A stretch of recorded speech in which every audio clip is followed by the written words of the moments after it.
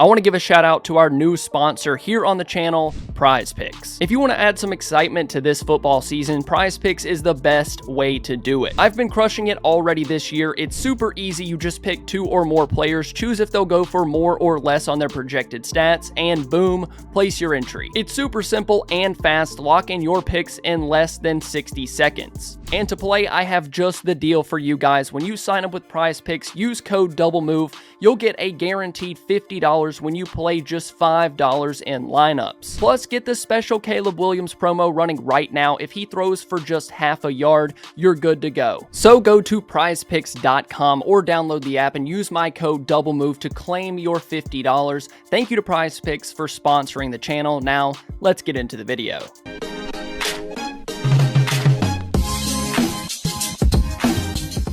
Why won't the Cowboys let Dalvin Cook play? I mean, the Cowboys' leading rusher in 2024 is Rico Dowdle, who has just 134 yards on 34 attempts for 3.9 yards per carry. Zeke has 34 attempts for just 81 yards at 3.4 yards per carry. And then Deuce Vaughn has 7 for 20 at 2.9 yards. So fans are obviously worried about the running back room, and rightfully so. And a lot of people are screaming for Dalvin Cook to play. Why haven't the Cowboys given him a chance, and will they ever give him a chance, at least in 2024? Let's look at some Dalvin Cook numbers that kind of give us an idea of the player he is now. Because from 2019 to 2021, Cook was one of the best backs in the league, no doubt. But since then, it's kind of started to go downhill. And the most recent evidence we have of that is his 2023 season with the Jets. If we just look at these efficiency numbers and formation-specific numbers, you can see that he just isn't an explosive player anymore. Last year with the Jets, he didn't get a huge opportunity share at 22.1%, which ranked 63rd in the league. And he had just 67 carries on the year. And while he didn't get a ton of carries in 2023,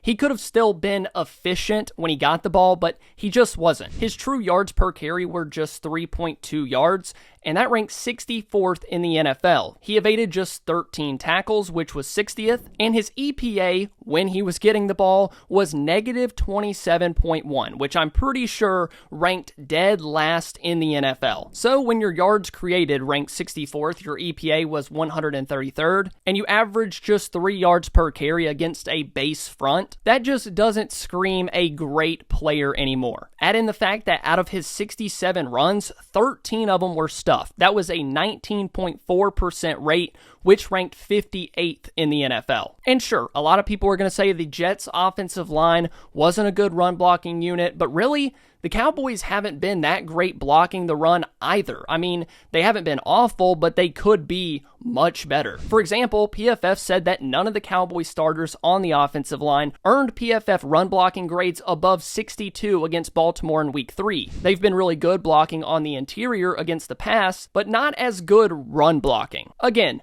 maybe it was the Jets. They didn't have a good quarterback situation, and that could be true. But when you look at what Breece Hall did, it makes you worry about Dalvin Cook. Breece Hall had a really good year in that exact same scheme, exact same situation, and with the exact same offensive line. His juke rate, his evaded tackles, breakaway run rate, yards created, all of that was good for the Jets' run game. For Dalvin Cook, he just couldn't get it done. And I didn't mention it earlier, but Cook did not have one single breakaway run all of 2023, and he had 67 carries. For Hall, he was number 3 in yards created, number 10 in yards created per touch. He was number 6th in production premium. His dominator rating was number 1 in the league, accounting for 42.4% of the Jets' entire offensive production. And he had 11 breakaway runs, which ranked 11th in the league, while also being number 1 in evaded tackles, number 5 in juke rate, number 11 in yards per touch. And sure,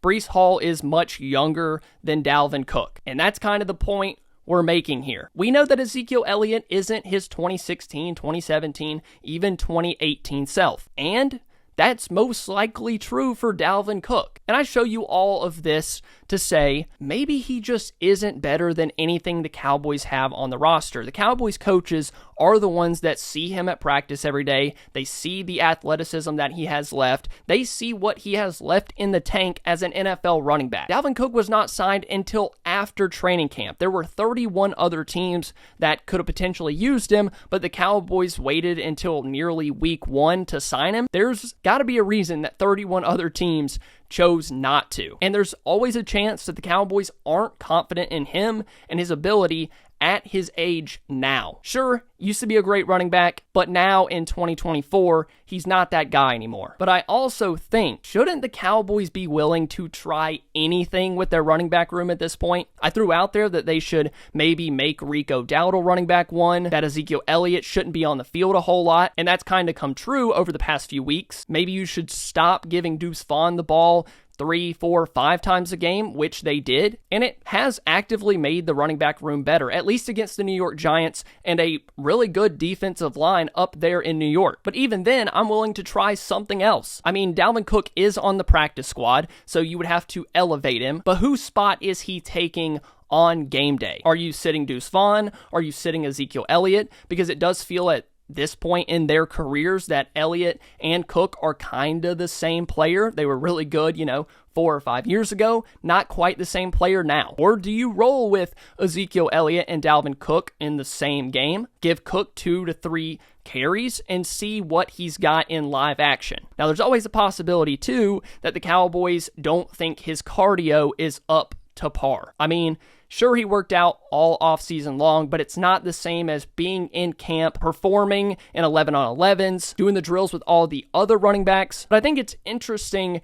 that Jerry Jones, when talking about it on 105.3 The Fan, he just completely said, no, Dalvin Cook is not playing this week. He hasn't really even tried to upsell the idea of Dalvin Cook. And at this point, he might just be an insurance policy. If one of your backs were to go down, like Ezekiel Elliott, maybe even Rico Dowdle, then you bring in Dalvin Cook. Might just have him on the practice squad just in case something were to happen. We know that Dowdle has had injury concerns ever since he got in the NFL. I think the truth of it is you already kind of have this guy on your roster. You have Ezekiel Elliott. Now, am I completely against trying Dalvin Cook for a game or two? Absolutely not. But the Cowboys might be, because they have younger, healthier, more in-shape backs, and they already have Ezekiel Elliott. So I'm not sure if we're ever going to see Cook in a Cowboys uniform on the field actively getting carries. Even if they were to call him up for game day and he were to dress,